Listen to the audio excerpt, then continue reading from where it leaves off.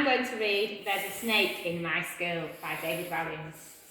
Mr Bright had told all the children in his class it was Bring Your Pet to School Day. Everyone rushed into the playground to meet the animals. There was a stupidly cute gerbil, a tiny goldfish, a fat cat, a 100-year-old tortoise, and a tall dog.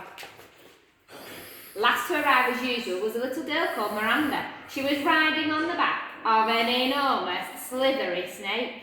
Meet Penelope, my pet python, announced Miranda. On seeing the snake, the other children screamed, "Ah!" Miranda loved being different. She always stood out at school with her individual take on school uniform, her cartwheels down the corridors, and her funny answers in class. What ended in 1945? 1944. A python is a rather unusual pet, but Miranda and Penelope had so much fun playing together for the little girl the snake could pretend to be a balloon, a scarf, a hula hoop, a telescope, a trombone, and sometimes, when they were both feeling particularly mischievous, a third arm. Come and give her a tickle, encouraged Miranda, but the other children were too scared. Penelope was a python after all, and pythons eat people. All the pets were frightened too. The large dog yanked on his lead, sending his tiny odour flying. The goldfish tried to hide behind some water. The tortoise made a rather slow run for it. The cute gerbil flashed her gnashes, it didn't look so cute anymore. The fat cat just carried on napping. Miranda slid down her snake. The little girl tickled her python under the chin and the snake smiled. See, she's very friendly.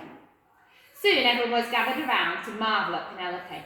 The python loved the attention and made a climbing frame for the children to climb on, steps for them to step up, and a fireman's pole for them to slide back down. Penelope even helped the children learn their numbers, although she could only go up to 9. This was turning into the best day of school ever. But then Miss Bloat, the headmistress, thundered into the playground. "There's a snake in my school!" she shouted. Miss Bloat didn't like animals much, or children. "It's Bring Your Pet to School Day," spluttered Mr Bright.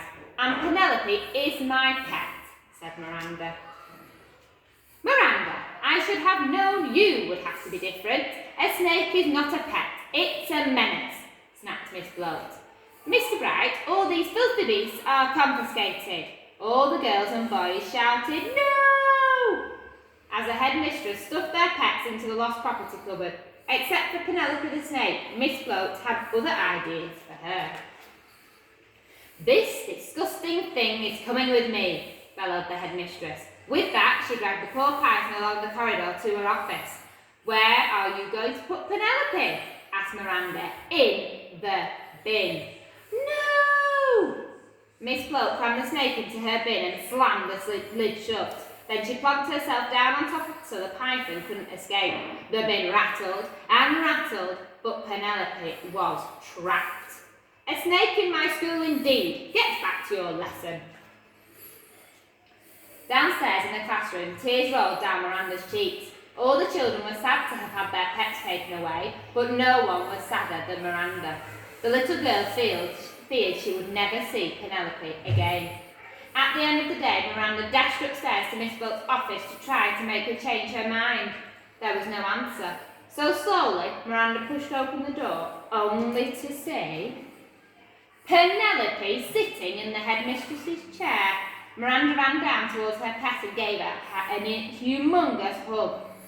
Miss Bloat was nowhere to be seen, so the girl grabbed the key off the desk, ran to the lost property cupboard. As fast as she could and unlocked it, the animals were overjoyed to be set free. "Whoosh! Hooray!" the children shouted. Then Miranda and all the pets slid down Penelope's back into the playground. Penelope entertained everyone again. She made a seesaw for them to seesaw on, a wheel for them to roll in, a swing for them to swing on, and a skipping rope to skip with. Penelope even helped some of the younger children with the alphabet, although it was hard to do an X. As for Miss Bloat, she completely disappeared, so Mr Bright was made headmaster. Now the children were allowed to bring in all their favourite animals whenever they wanted. The school became home to every sort of fantastic creature. An ostrich, a giraffe, a gorilla, an elephant, a tiger, a kangaroo, a crocodile, a grizzly bear, and even a colony of penguins. But the star attraction was always Penelope, though Miranda had noticed that there was something different about her python. There was a bulge, a big bulge, in the snake's tummy, a bulge in the shape of Miss Float, but the little girl thought it best not to say anything.